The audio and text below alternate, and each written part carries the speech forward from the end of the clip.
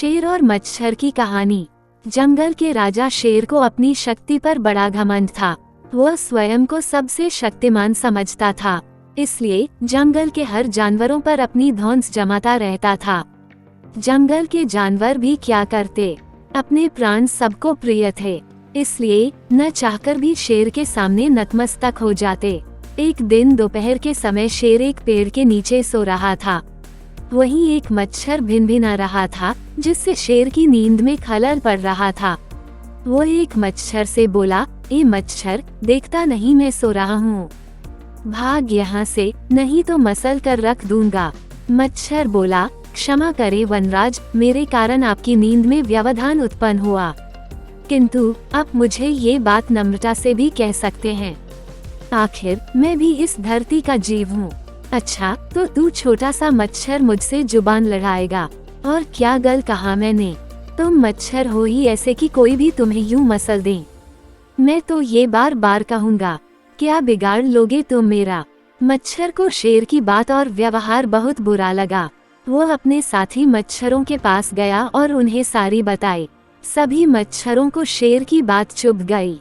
उन्होंने तय किया कि इस संबंध में एक बार सब मिलकर शेर से बात करेंगे। सभी मच्छर शेर के पास पहुँचे और बोले, वनराज, हमें आपसे बात करनी है, जल्दी बोलो, मुझे तुम जैसों से बात करने की फुर्सत नहीं है। शेर बोला, वनराज, आप होंगे बहुत शक्तिशाली, किंतु इसका अर्थ ये कतई नहीं है कि आप अन्य जीवों और प्राणियों का मजाक उड़ाएं या उन्हें नीचा दिखाएं। मच्छर बोले, मैंने जो कहा सच कहा, मैं सबसे शक्तिशाली हूँ और मुझे कोई हरा नहीं सकता। घमंड में चूर शेर गरजा, ऐसा नहीं है। अगर आप शक्तिशाली हैं, तो हमें भी इतना सामर्थ्य है कि आवश्यकता पड़ने पर हम किसी का भी सामना कर सकते हैं और उसे हरा सकते हैं। हम आपको भी हरा सकते हैं।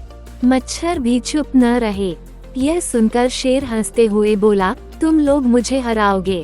तुम लोगों की इतनी हिम्मत कि मेरे सामने आकर ये बात कहो। मेरी शक्ति का अंदाजा नहीं है तुम्हें, अन्यथा ऐसा कभी नहीं कहते। अभी भी समय है, भाग जाओ यहाँ से, नहीं तो कोई नहीं बचेगा।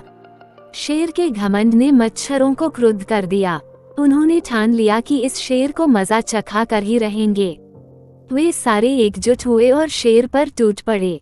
वे जगह जगह उसे काटने लगे। वह दर्द से कराह उठा। इतने सारे मच्छरों का सामना करना उसके बस के बाहर हो गया। वह दर्द से चीखता हुआ वहां से भागा, लेकिन मच्छरों ने उसका पीछा नहीं छोड़ा। वह जहां भी जाता, वे भी उसके पीछे जाते और उसे काटते। आखिरकार शेर को झुकना पड़ा। उसने हार मान ली। वह मच्छरों के सामने गिपड़ गिराने लगा, मुझे बख्श दो, मुझसे गलती हो गई, जो मैंने तुम्हें तुच्छ समझकर तुम्हारा मजाक उड़ाया और तुमसे बुरा व्यवहार किया। आज तुमने मेरा घमंड तोड़ दिया है। अब मैं कभी किसी को नीचा नहीं दिखाऊंगा। मच्छरों ने शेर को सबक सिखा दिया था, इसलिए उन्होंने उसे काटना बंद कर दिया। वे बोले, घमंडी का घमंड कभी न कभी अवश्य टूटता है। आज तुम्हारा टूटा है। घमंड करना छोड़ दो, अन्यथा एक दिन ये तुम्हें ले डूबेगा।